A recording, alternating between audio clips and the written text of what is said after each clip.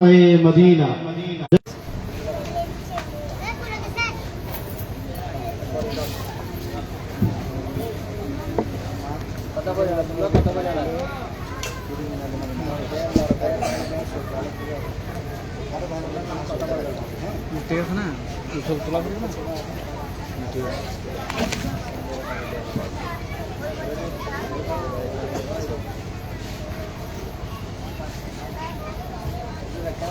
একটু পিছনে দাও।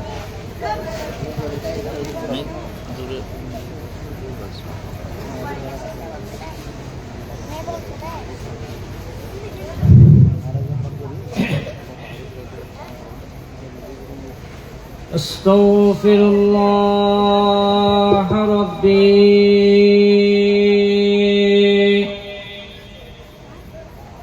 من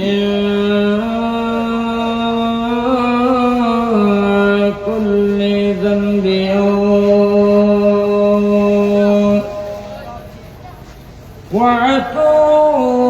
وأتوب إليه لا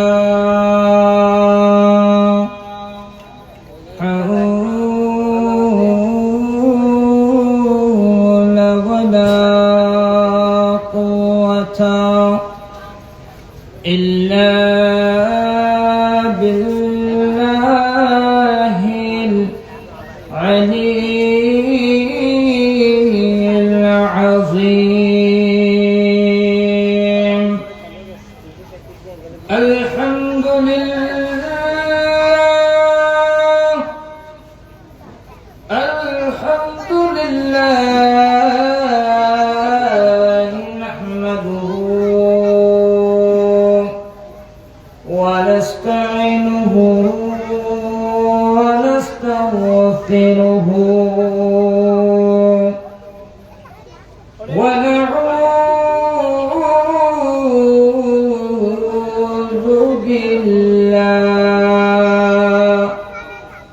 من شرور أنفسنا ومن سيئات أعمالنا. من يهده الله فلا مضل له وقال تعالى عز وجل في شان حبيبه آمرا ومخبرا إن الله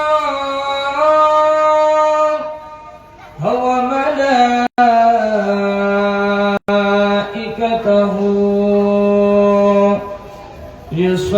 يصلون على النبي يا أيها الذين آمنوا صلوا عليه وسلموا تسليما. صلى الله على سيدنا محمد وآله وصحبه وسلم. اللهم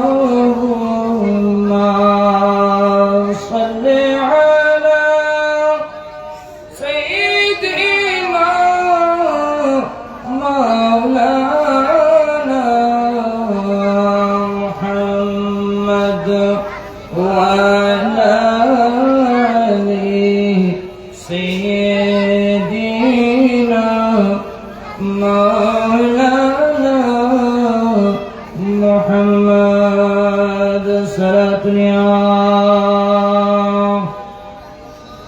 عليكم سلام يا حبيب الله عليكم عيد ميلاد النبي دل بنا مسرور ہے عيد دیوانوں کی توبہ ربيع النور ہے صلاة يا رسول الله عليكم سلام يا حبيب الله عليكم أعوذ بالله من الشيطان الرجيم بسم الله الرحمن الرحيم قل بفضل الله وبرحمته فبذلك فليفرحوا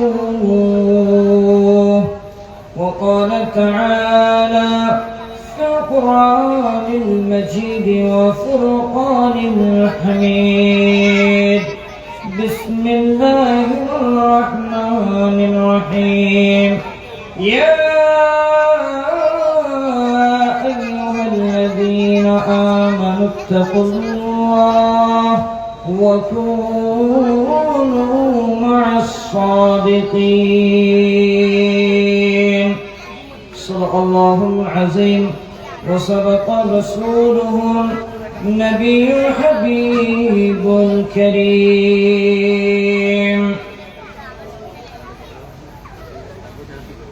আমি সর্বপ্রথম লক্ষ কোটি শুকরিয়া জ্ঞাপন করছি যে মহান রব্বুল আলামিন আজকে আপনাকে আমাকে এই পবিত্র মাহে রবিউল আউয়াল উপলক্ষে আপনার আমার মায়ার নবীর শুভ আগমন উপলক্ষে হাজগাঁও ওসমান পাড়া এলাকার বাসীর পক্ষ থেকে সকলের সহযোগিতায় আজকের আয়োজিত আযীমুশ শান ঈদ মিলাদুন নবী সাল্লাল্লাহু আলাইহি ওয়াসাল্লাম মাহফিল, এই মাহফিলে আপনাকে আমাকে আসার এবং বসার তৌফিক দান করেছেন। এর শুকরিয়াতে সে মহান রব্বুল আলামিনের দরবারে উচ্চ সুরে বলি একবার আলহামদুলিল্লাহ।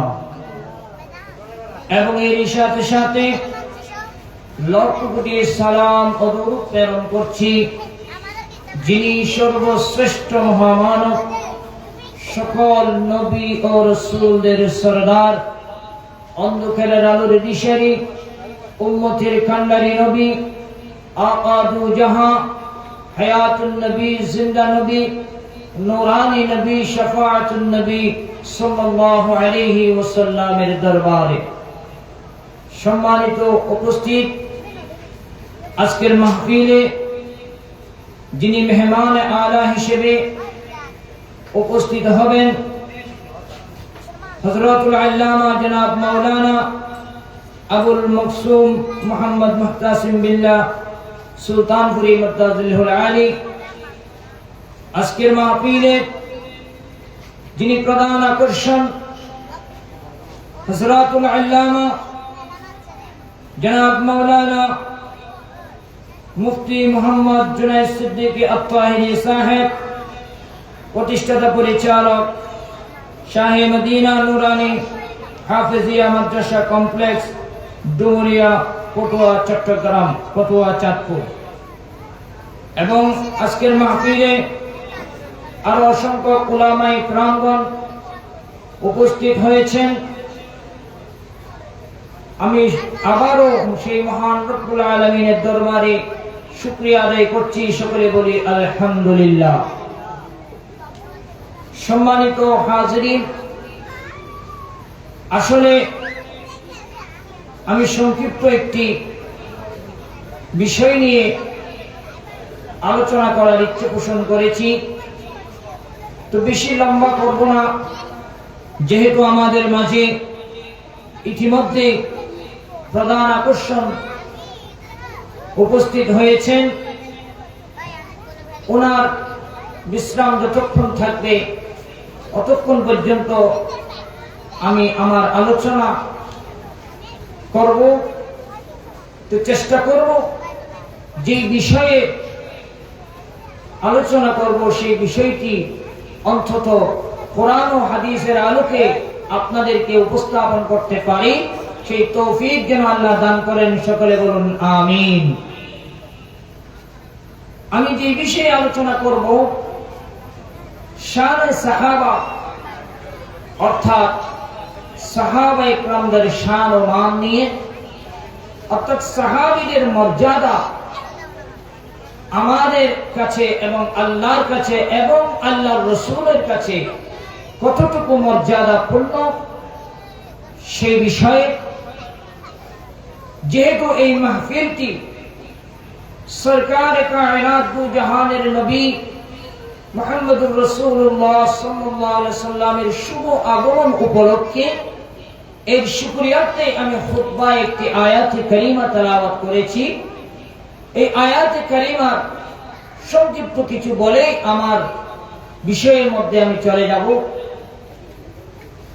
আমরা সকলেই জানি এই মাহে রবিউল আউয়াল মাস, এটি এমন একটি মাস যে মাসটি আল্লাহ পাক রব্বুল আলামিন জিনার প্রেমে পড়ে, জিনার মহব্বতে পড়ে সমস্ত কুল কায়নাত সৃষ্টি করেছে। সেই নবীর শুভ আগমন হয়েছে এই মাহে রবিউল আউয়াল জুড়ে। বলুন সুবহানাল্লাহ। সেই জন্য আমার আপনার মায়ার নবী তাশরীফকে কেন্দ্র করে আল্লাহ রাব্বুল ইজ্জত কোরআনে কারীমের মধ্যে ঘোষণা করে দিয়েছেন, বিসমিল্লাহির রহমানির রহিম, কুল বিফাদলিল্লাহি ওয়া বিরহমাতিহি ফাবিযালিকা ফালইফরাহু।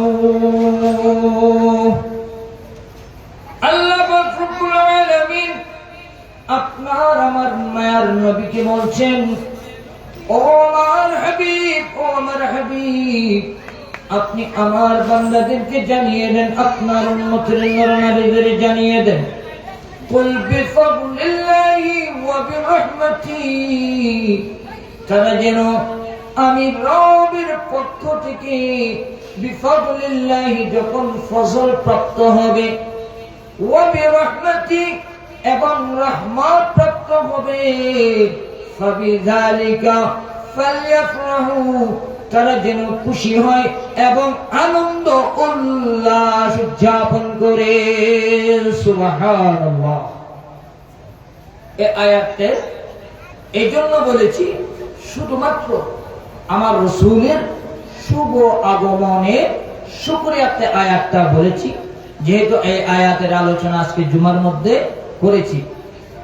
তা আমি যে বিষয়টি শানে সাহাবা, আল্লাহ রাসূল সাল্লাল্লাহু আলাইহি ওয়াসাল্লামের যে সকল সাহাবীরা, তাদের মান সম্মান কতটুকু আমাদের কাছে রাখা প্রয়োজন, সাহাবীদের মধ্যে আপনার আমার বিশ্বাস স্থাপন কতটুকু রাখার প্রয়োজন, এবং তিনাদের সাথে বিশ্বাস স্থাপন কতটুকু রাখলে ঈমান থাকবে, কতটুকু বিদ্বেষ স্থাপন করলে ঈমান হরণ হয়ে যাবে, এটা আমাদের জানার দরকার আছে কি নাই?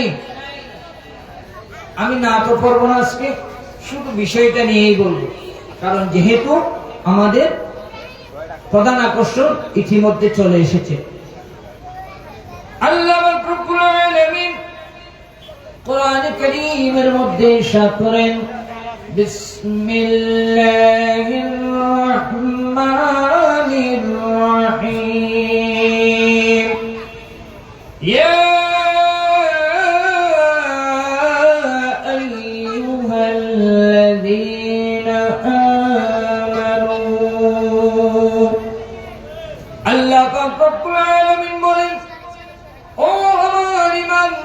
বান্দা বান্দিনীগণ, যারা কিনা ঈমান আনয়ন করেছ, আগে এতটুকু বুঝি, যারা কিনা ঈমান আনয়ন করেছ, এবার আপনাদের কাছে প্রশ্ন হলো, আপনার আমার আগে সব থেকে প্রথমে আমার রাসূলের কাছে ঈমান কারা এনেছেন?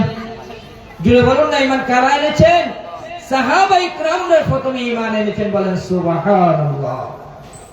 এজন্য আল্লাহ পাক রব্বুল আলামিন বলেন, ইয়া আইয়ুহাল্লাযীনা আমানু, যারা ঈমান আনয়ন করেছো, অর্থাৎ ঈমান কারা এনেছেন?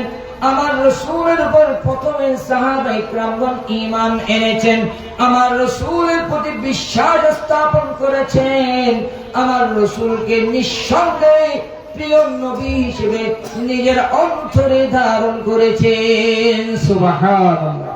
কারা কারা? সাহাবীরা। তাহলে আজকে সাহাবীরা আমার রাসূলের কাছে, আমার রাসূলের উপর ঈমান এনেছেন বিদায় আজকে আপনি আমি ঈমানের দাবিদার, ঠিক কি না?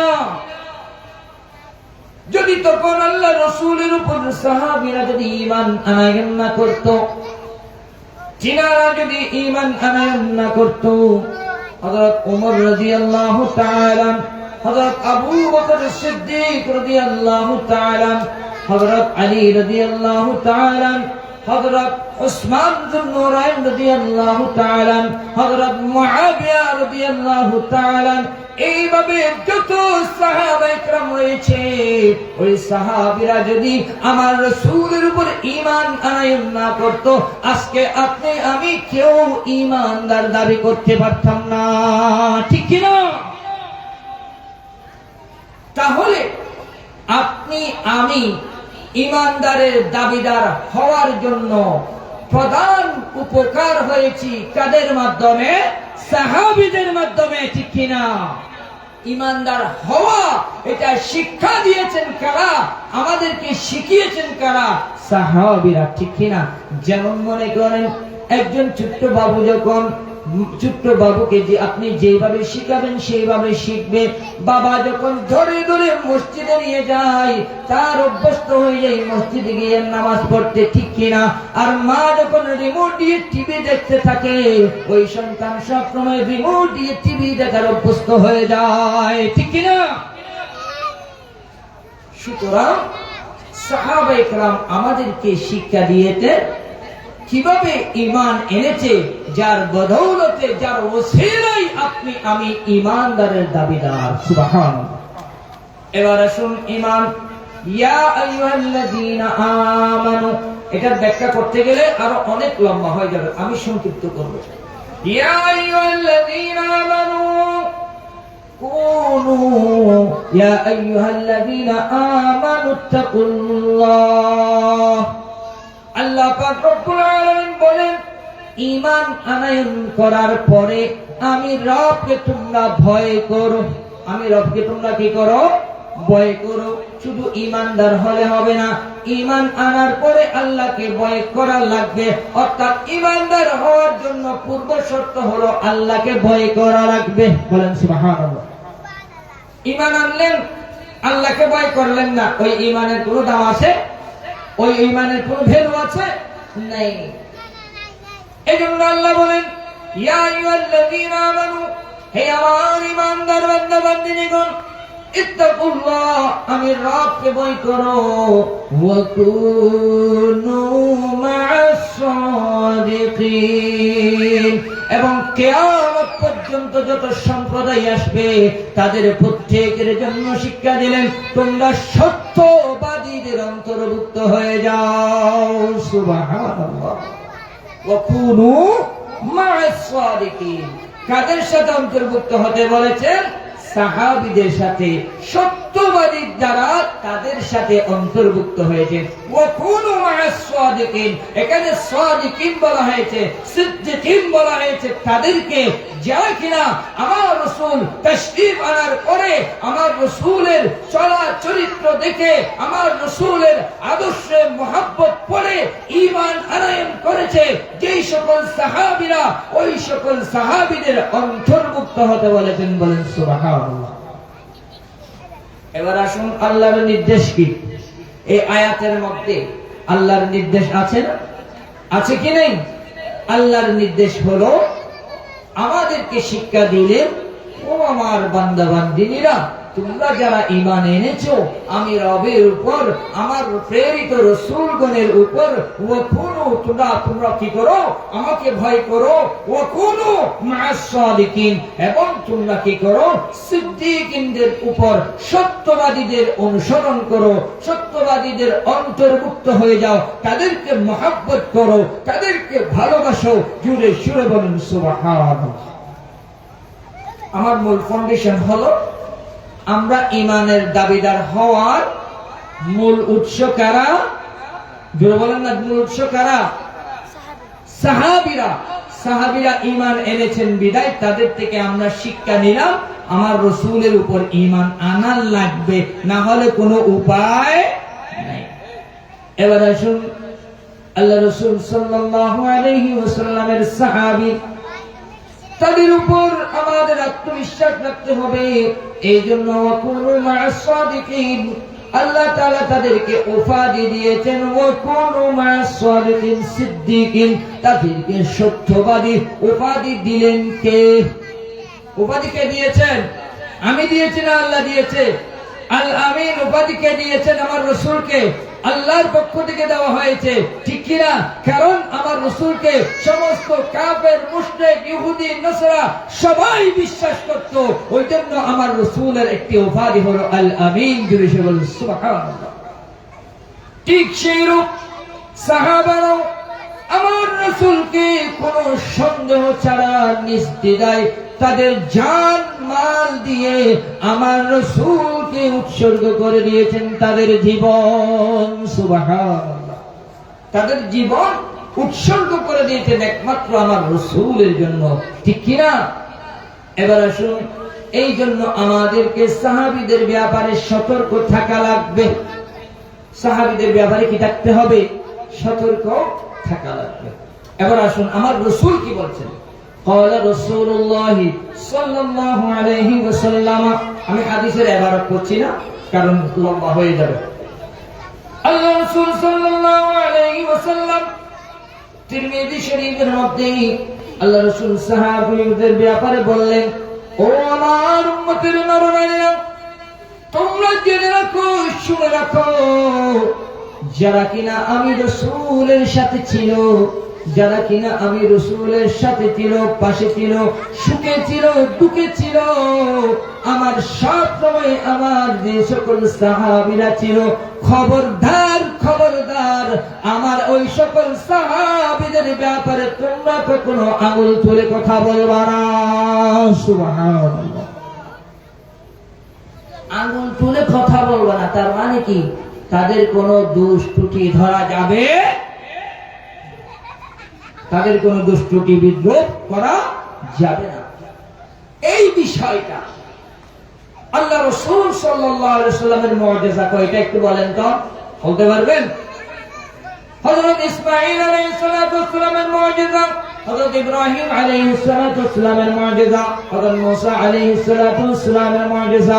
এইভাবে এক এক নবীর জন্য এক এক নবীর জন্য মুজিজা দেওয়া হয়েছে। কার জন্য 2টা মুজিজা, কার জন্য 3টা মুজিজা, কার জন্য 10টা মুজিজা, কার জন্য 60টি মুজিজা। কিন্তু আমার রাসূলের জন্য কোনো গণনা নেই, কোনো গণনা নেই। আমার রাসূলের জন্য অগণিত মুজিজা দিয়েছেন। সুবহানাল্লাহ। অগণিত। আমার রাসূল যা করেন তাই মুজিজা, বলেন না সুবহানাল্লাহ। আল্লাহ রাসূল সাল্লাল্লাহু আলাইহি ওয়াসাল্লামের সাহাবীদের ব্যাপারে আল্লাহ রাসূল সাল্লাল্লাহু আলাইহি ওয়াসাল্লাম যে আমার রাসূলকে ভালোবেসেছেন, তার কারণে তাদেরকে সত্য ও সত্যবাদী উপাধি দিয়েছেন। এটাই হচ্ছে আমার রাসূলের একটা মুজিজা। সুবহানাল্লাহ। এটা হচ্ছে আমার রাসূলের একটা মুজিজা। অর্থাৎ আমার রাসূলের সাথে যারা বেঁধেছে, যারা লেগেছে, যারা সম্পর্ক করেছে, সবাই সত্যবাদী। বলেন সুবহানাল্লাহ। এবার আসুন সাহাবীদেরকে বলা হয় যারা কিনা আল্লাহ রাসূল সাল্লাল্লাহু আলাইহি ওয়াসাল্লামকে শয়নে একেবারে আল্লাহ রাসূল সাল্লাল্লাহু আলাইহি ওয়াসাল্লামকে সচক্ষে ঈমানের নজরে যারা একবার দেখেছেন, এক মুহূর্তের জন্য দেখেছেন, কয়েক বছর নয়, এক মুহূর্তের জন্য যে সাহাবী আমার রাসূলকে শ্রেষ্ঠ নবী হিসেবে ঈমানের নজরে দেখেছেন, তাকেই বলা হয় সাহাবী। এই জন্য আল্লাহ রাসূল বলেছেন আমার একেবারে নগণ্য ছোট সাহাবী, একেবারে নগণ্য ছোট সাহাবীর ব্যাপারেও খবরদার খবরদার, তোমরা কোনো দুষ্টুটি তালাশ করতে পারবা না। সুবহানাল্লাহ। তাদের কোনো দুষ্টুটি তালাশ করা যাবে না, কারণ এটা আমার রাসূলের মুজিজা। এটা আমার রাসূলের মুজিজা। কেমন একটু বুঝেন। যারা আমার রাসূলের সাহাবী হয়েছে তারা যদি দুষ্টুটি ওয়ালা হয়, আমার রাসূলের সম্মান থাকবে না কমবে? জোরে বলুন না। আমার রাসূলের সম্মান থাকবে না কমবে? আমার রাসূলের সাথে সম্পর্ক থাকতে হবে কাদের? যারা কিনা সত্যবাদী, যারা কিনা সিদ্দিকিন, যারা কিনা সালিহিন, যারা কিনা বিনা গুনাহ ছাড়া, তারাই হতে পারবে আমার রাসূলের সঙ্গী, তারাই হতে পারবে আমার রাসূলের সাহাবী। এবার আপনি আমি যদি আমার রাসূলের সাহাবীদের দুষ্টুটি তালাশ করি, সে কখনো সাহাবী হতে পারবে না। যার কারণে আপনি আমার রাসূলের সাহাবীদের দুষ্টুটি তালাশ করার কারণে আমার রাসূলের মুজিজাতে আঘাত করেছেন, ঠিক কিনা? আমার রাসূলের মুজিজার মধ্যে হাত লাগালে হাত থাকবে? বলেন না, হাত থাকবে? যেখানে আমার রাসূল বলেছেন কোন দুষ্ট তালাশ করিও না, আপনি আবার এখান থেকে মুফতি হইতেন, মুফাসসির হইতেন, আমার রাসূলের সাহাবীদের ব্যাপারে দুষ্ট তালাশ করা?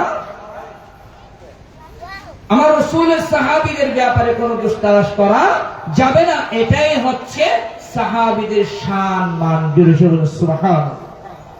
এবার আসুন আল্লাহ রাসূল সাল্লাল্লাহু আলাইহি ওয়াসাল্লাম, আমার রাসূল পাক সাল্লাল্লাহু আলাইহি ওয়াসাল্লাম সাহাবীদের ব্যাপারে কি বলেছেন?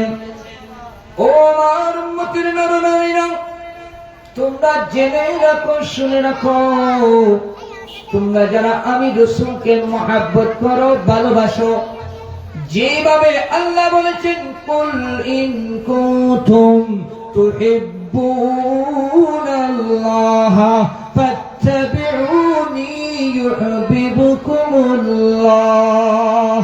আল্লাহ পাক রব্বুল আলামিন বলেন, ও আমার হাবিব, আপনি বলে দিন কুল ইন কুনতুম তুহিব্বুনাল্লাহ, আপনার উম্মতদেরকে বলে দেন তারা যদি আমি রবের ভালোবাসা বাস্তবায়ন করতে চায়, তুহিব্বুনাল্লাহ ফাত্তাবিউনি, আপনি রাসূলকে ভালোবাসতে বলেন। সুবহানাল্লাহ। আমি রবের ভালোবাসা যদি বাস্তবায়ন করতে চাই, আপনি রাসূলকে ভালোবাসতে বলেন। বলেন সুবহানাল্লাহ। অর্থাৎ আমার রাসূলকে ভালোবাসলে কার ভালোবাসা হয়ে যাবে? জুড়ে বলুন, আল্লাহর ভালোবাসা হয়ে যাবে, ঠিক কিনা?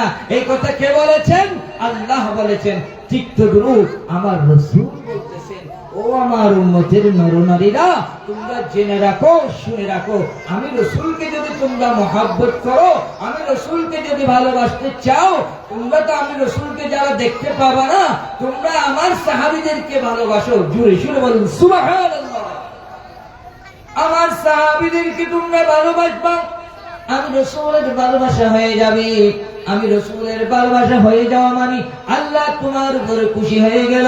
জোরে সুরে বলুন সুবহানাল্লাহ। এরপরে বলতেছেন হাদিসের মধ্যে, খবরদার খবরদার, আমার কোন ছোট্ট কোন সাহাবীদের ব্যাপারে কোন বিদ্রুপ যদি তুমি করে থাকো, কোন বিদ্যায় যদি তোমার অন্তরে জমা রাখো, তাহলে মনে রাখবা তুমি আমার সাহাবীর বিদ্বেষ নয়, স্বয়ং আমি রাসূলের উপর বিদ্বেষ পোষণ করলাম। স্বয়ং কার বিদ্বেষ করলাম? সাহাবীদের বিদ্বেষ পোষণ করা মানেই কার বিদ্বেষ? আমার রাসূলের উপর বিদ্বেষ। আপনি আমার রাসূলের উপর বিদ্বেষ স্থাপন করে মুসলমান হতে পারবেন, ইমানদারের দাবিদার হতে পারবেন? পারবেন না তো।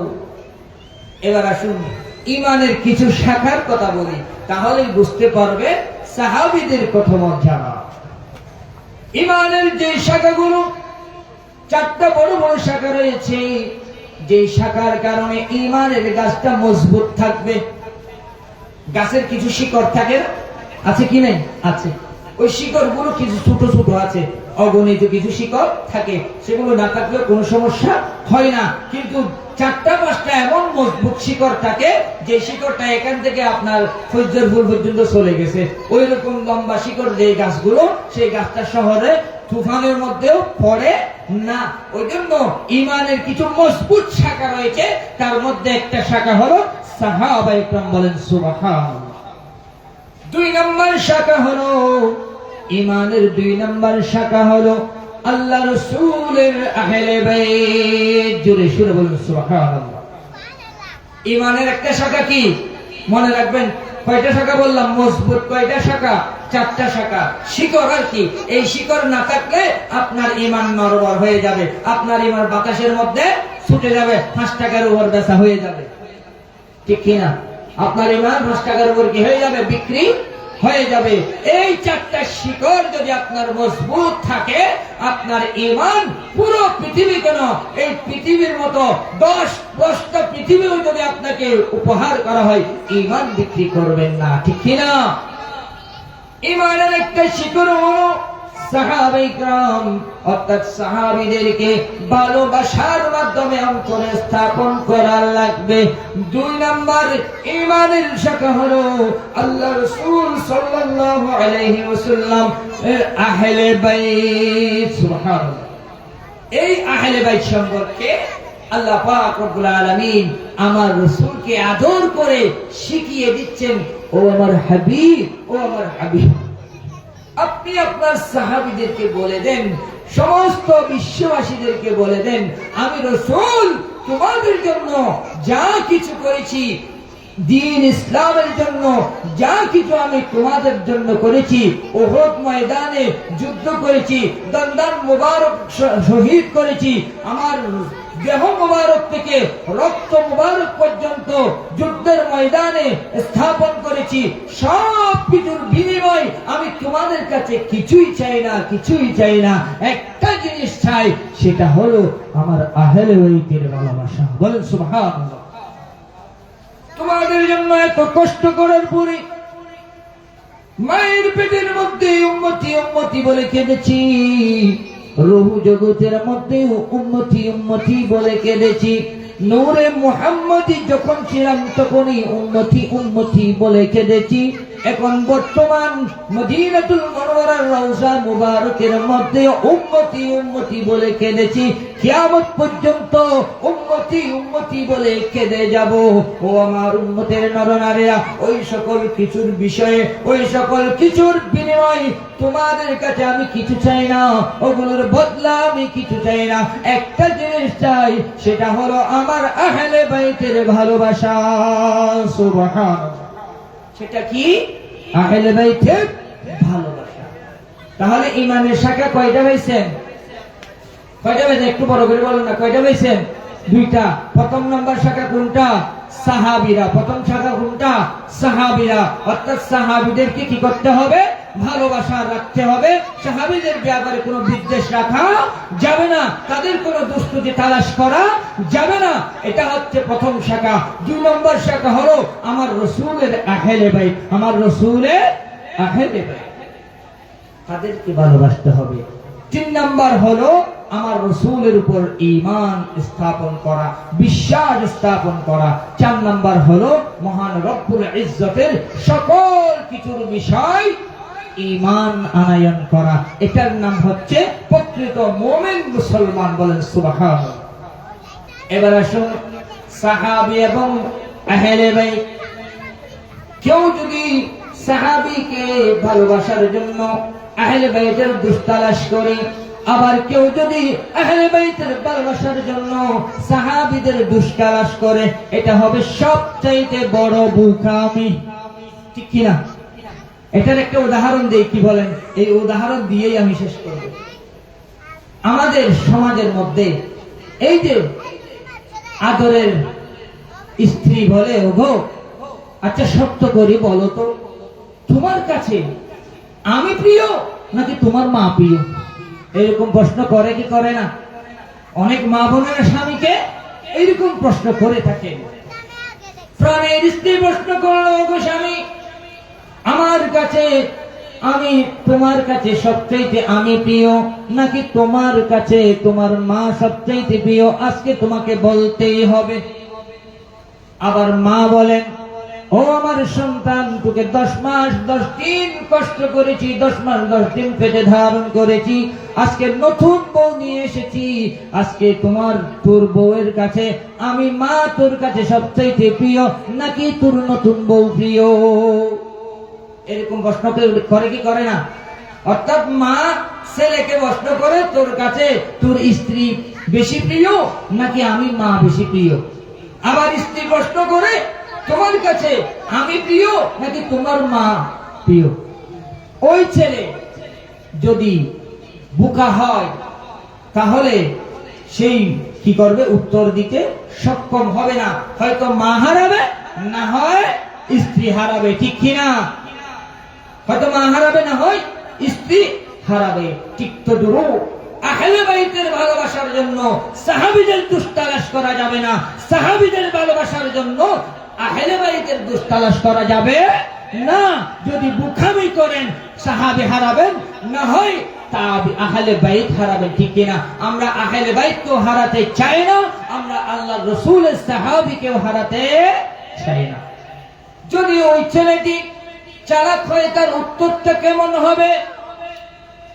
ওই ব্যক্তি উত্তর দিবে, এই সমস্ত কুল কায়নাতের মধ্যে তুমি মা আমাকে 10 মাস 10 দিন পর্যন্ত তোমার গর্ভে ধারণ করেছো। পৃথিবীর জমিনে যত মহিলা আছে, আল্লাহ কিয়ামত পর্যন্ত যত মহিলা দুনিয়ার মধ্যে জন্মগ্রহণ করাবে, সকল মহিলার মধ্যে মা হিসেবে তুমি আমার কাছে সবচাইতে প্রিয়। সুবহানাল্লাহ। পৃথিবীর মধ্যে যত মহিলা এসেছে, যত মহিলা আসবে, মা হিসেবে আমার কাছে তুমি হচ্ছ সবচাইতে শ্রেষ্ঠ মা। বলেন সুবহানাল্লাহ। এবার স্ত্রীকে কি বুঝ দিবেন?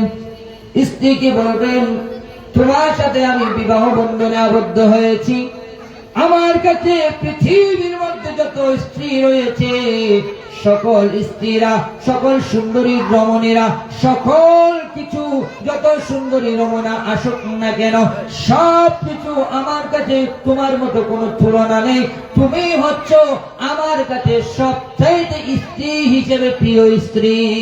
সুবহানাল্লাহ। স্ত্রী হিসেবে সবচাইতে প্রিয় স্ত্রী। তার মানে কি? স্ত্রী কখনো মা হতে পারবে না, মা কখনো স্ত্রী হতে পারবে না, ঠিক কিনা? কথাকে বোঝাতে পেরেছি? আমি ছোট মানুষ, একটু ছোট্ট উদাহরণ দিয়ে আপনাদেরকে বোঝালাম। মা কি যত বেশি ভালোবাসেন, মা কি কখনো স্ত্রী পরিণত হতে পারবে? বলেন নাউজুবিল্লাহ। হতে পারবে? পারবে না। আমার স্ত্রীকে আপনি যতই বেশি মহব্বত করেন, যতই বেশি ভালোবাসেন, সেই স্ত্রী কোনদিন কিয়ামত হয়ে যেতে পারবে, স্ত্রী কখনো মা হতে পারবে। ভুলেও যদি কেউ স্ত্রীকে মা ডেকে ফেলে, স্ত্রী হালাক হয়ে যাবে, ঠিক কিনা? স্ত্রী কি হয়ে যাবে? হালাক হয়ে যাবে, স্ত্রী চলে যাবে। মা স্ত্রীকে কখনো মা ডাকা যায় না, আবার মাকে কখনো স্ত্রী সম্বোধন করা যায় না। তার মানে কি বুঝাতে চাচ্ছি? মা হচ্ছে মা হিসেবে শ্রেষ্ঠ, স্ত্রী হচ্ছে স্ত্রী হিসেবে শ্রেষ্ঠ। সুতরাং সাহাবীরা সাহাবী হিসেবে শ্রেষ্ঠ, আহলে বাইত হিসেবে শ্রেষ্ঠ। বলেন সুবহানাল্লাহ। একটু বোকামি করলে, একটু যদি কি করা হয়, বোকামি করা হয়, হয়তো সাহাবী হারাতে হবে, না হয় আহলে বাইত হারাতে হবে। ওই যে ঈমানের যে চারটা শিখর, তার মধ্যে দুইটা শিখর হচ্ছে একটা সাহাবী আর একটা হচ্ছে আহলে বাইত। তাহলে এই আহলে বাইত সাহাবী দুটোটা আমাদের লাগবে কি লাগবে না? দুটোটা আমাদের লাগবে। কারো জন্য কারো দোষারোপ করা যাবে না। এবার আসুন, ঈমানের এই চারটি শিকড়, একটা হচ্ছে সাহাবী, আরেকটা হচ্ছে আহলে বাইত, আরেকটা হচ্ছে আল্লাহর রাসূল, আরেকটা হচ্ছে আল্লাহ পাক। যে মুমিন মুসলমান পরিপূর্ণতা লাভ করতে চায়, তার অন্তরের মধ্যে আল্লাহ রাসূলের সাহাবীদের ব্যাপারে মহব্বত ছাড়া কোনো বিদ্বেষ রাখা যাবে? যাবে না। এরপরে আহলে বাইতের ব্যাপারে কোনো বিদ্বেষ রাখা যাবে না। এরপরে আল্লাহ রাসূলের ব্যাপারে কোনো ভ্রান্ত আকীদা রাখা যাবে না। কোনো ভ্রান্ত আকীদা রাখা যাবে না। ভ্রান্ত আকীদা মানে কি? ভ্রান্ত আকীদা এখন হচ্ছে না। এই যে আমার রাসূল পাক সাল্লাল্লাহু আলাইহি ওয়াসাল্লাম পৃথিবীর জমিনে তাশরীফ আনার ক্ষেত্রে আমরা খুশি না বেরাস? এটাও বলতে পারতেছেন না, আপনারা একটু জোরে বলেন না। আমার রাসূল পৃথিবীর জমিনে আগমন করার কারণে আমরা খুশি না বেরাস? খুশি কিনা? এই আকীদা আমাদের রাখতে হবে। অর্থাৎ আমার রাসূলের ব্যাপারে ভ্রান্ত আকীদা রাখা যাবে না। ঈমানের যে চারটি শিকড়ের কথা বলেছেন, একটা হলো সাহাবী, 2 নম্বর হলো আহলে বাইত, 3 নম্বর হলো আমার রাসূল পাক। আমার রাসূলের ব্যাপারে 3 নম্বর কথা বলতে এরপরে আল্লাহ, এটা বলতে পারলে বলবো। আমার রাসূলের ব্যাপারে কোনো ভ্রান্ত আকীদা রাখা যাবে না। যেভাবে আল্লাহ পাক রব্বুল আলামিন কোরআনে কারীমের মধ্যে বলেছেন, কুল বিফাদলিল্লাহি ওয়া বিরহমাতিহি ফাবিযালিকা ফালইফরাহু। উচ্চ আওয়াজে বলুন সুবহানাল্লাহ।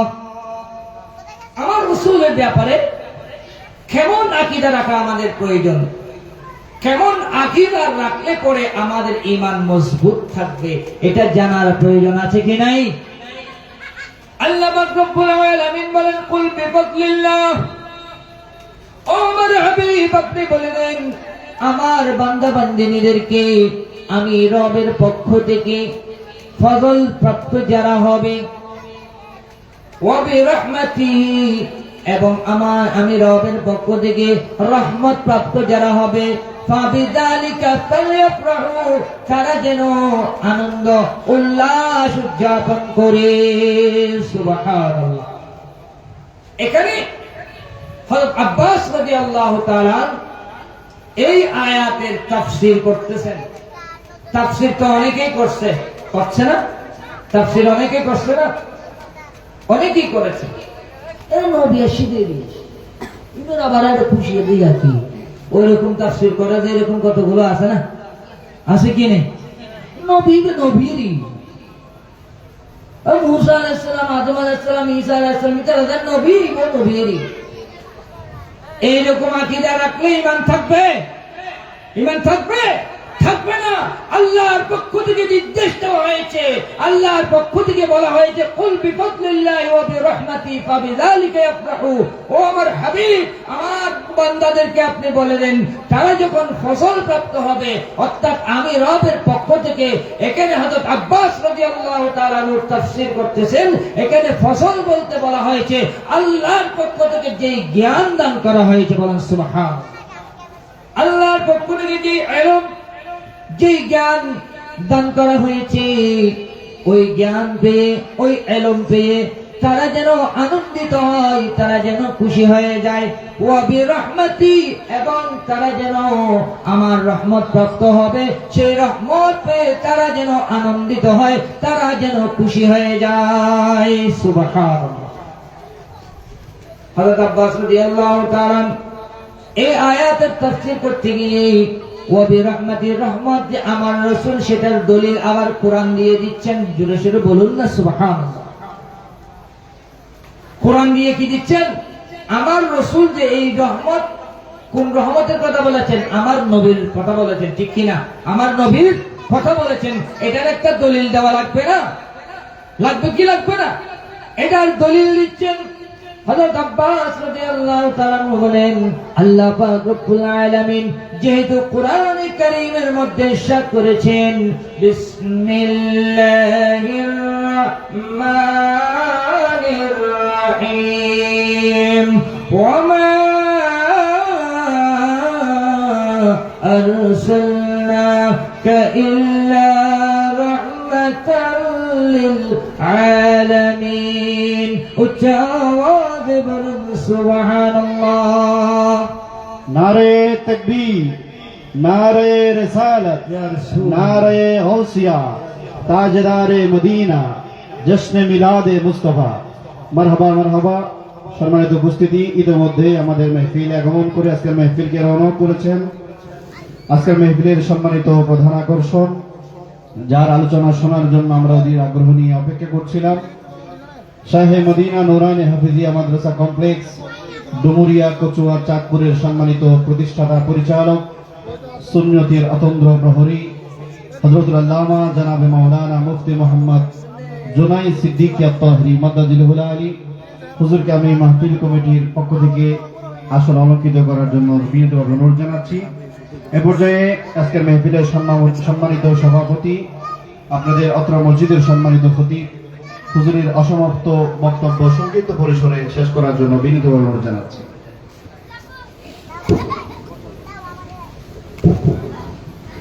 মারহাবা মারহাবা। আলহামদুলিল্লাহ, আমাদের মঞ্চে আজকের মাহফিলের প্রধান আকর্ষণ উপস্থিত হয়েছেন। আপনারা আর এদিক সেদিক ঘোরাফেরা না করে মাহফিলের মঞ্চে বসে যান। আমি একেবারে সংক্ষিপ্ত করে আমার আলোচনা ইতি ঘটাবো। এরপর পরেই আমাদের প্রধান আকর্ষণ গুরুত্বপূর্ণ তাকরীর পেশ করবেন। আমি আপনাদেরকে অনুরোধ করবো এদিক সেদিক ঘোরাফেরা না করে সবাই মাহফিলের প্যান্ডেলের মধ্যে বসে যান। আমি যে কথা বলেছিলাম এটা বলেই আমি শেষ করে দেব। হযরত আব্বাস রাদিয়াল্লাহু তাআলা,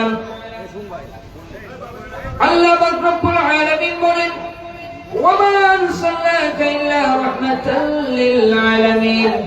আল্লাহ পাক রব্বুল আলামিন বলেন, ও আমার হাবিব, ও আমার হাবিব, ওয়া মা আরসালনাকা ইল্লা রাহমাতাল লিল আলামিন। আমি আপনাকে সমস্ত কুল কায়নাতের জন্য রহমত স্বরূপ পেশ করেছি। সুবহানাল্লাহ। আমি আপনাকে সমস্ত কুল কায়নাতের জন্য কি বানিয়েছি? রহমত স্বরূপ বানিয়েছি। তো সুতরাং যেহেতু আমার রাসূলকে রহমত স্বরূপ অর্থাৎ সমস্ত কুল কায়নাতের রহমত, এই কুল বিফদলিল্লাহি ওয়া বিরহমাতি, ওই জায়গায় শুধু শুধু আমার রাসূলের কথা বলা হয়েছে, বলেন সুবহানাল্লাহ। এবার আসুন কি নির্দেশ দিয়েছেন? ওয়া বিরহমাতি ফাবিযালিকা ফালইফরাহু। তারা যেন রহমত পাওয়া প্রাপ্ত হওয়ার পরে তারা যেন আনন্দিত হয়, তারা যেন খুশি হয়ে যায়। সুবহানাল্লাহ। তাহলে আমার রাসূলকে পেয়ে আমরা খুশি না বেরাস? খুশি না বেরাস? অবশ্যই খুশি। তাহলে ঈমানের দাবি কি? আমার রাসূল পৃথিবীর জমিনে তাশরীফ ছাড়াতে আমরা খুশি হওয়া, এটাই হচ্ছে ঈমান। এটাই হচ্ছে কি? ঈমান। আর যারা আমার রাসূল তাশরীফ আনাতে, আমার রাসূলের আগমনে যারা খুশি হতে পারবে না, যারা কিনা আনন্দ হতে পারবে না, তারা একমাত্র কার অনুসারী জানেন নাকি? ওয়া বিরহমাতি ফাবিযালিকা ফালইফরাহু। আল্লাহর নির্দেশ হলো তোমরা আনন্দিত হও, খুশি হয়ে যাও। এই নির্দেশ পালন করা অর্থাৎ আল্লাহর নির্দেশ পালন করা। যারা কিনা আমার রাসূলের আগমনে খুশি হবে তারা আল্লাহর নির্দেশ পালন করলো। আর যারা কিনা আমার রাসূলের আগমনে খুশি হতে পারবে না তারা শয়তানের অনুসারী হয়ে যাবে। ঠিক কিনা?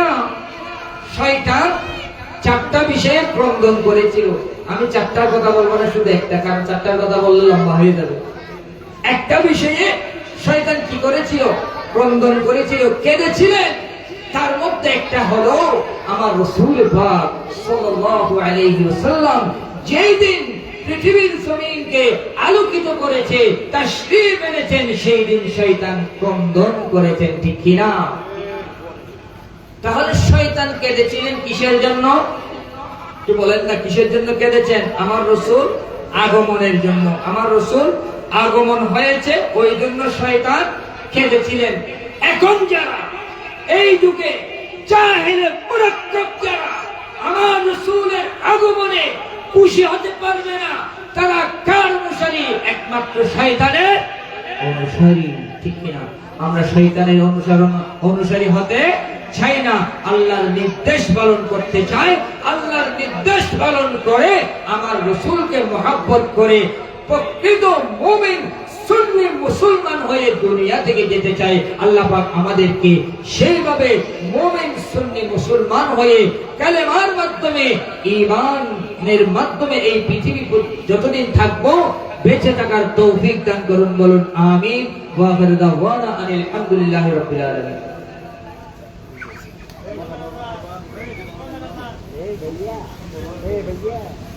মারহাবা মারহাবা।